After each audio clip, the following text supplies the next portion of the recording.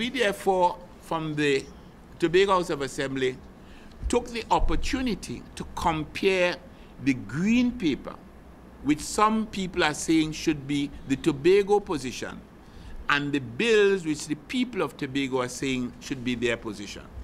And this is a document which has been prepared and which will be circulated, expressing exactly what the differences are. And I want to just read maybe 3 or 4 of them to identify why we consider this is something to which all Tobagonians should pay close attention. We spoke to one of them already. It's here.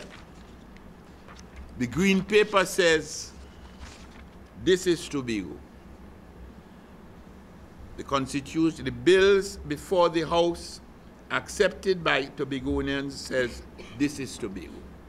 So that, in effect, if you follow the green paper, you're actually giving away 90% of what is Tobago.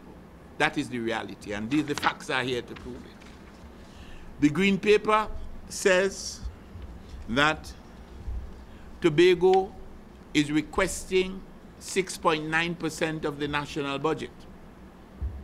But in a situation where you bring all of this to the table, the Constitution and the amendments to the Constitution and the Tobago House of Assembly Act, the recommendation there is for a minimum of 8%.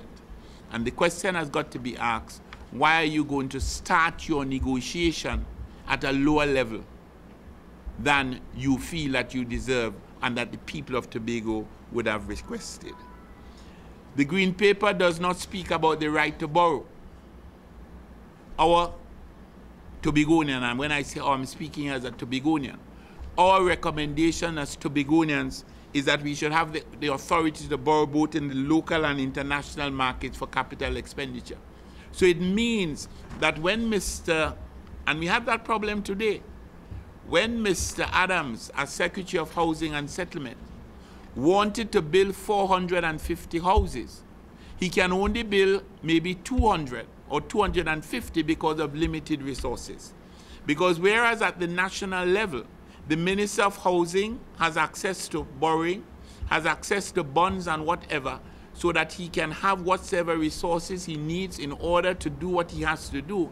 In our case, we are constrained by the cash available to us.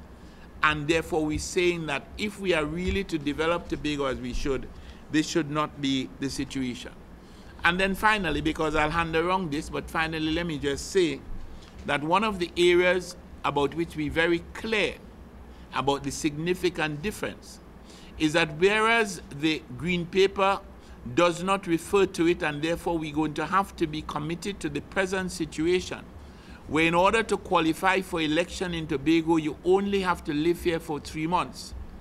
The amendment to the Tobago House of Assembly Act and the Constitution before the House are saying that you should be living in Tobago for a minimum of 4 years.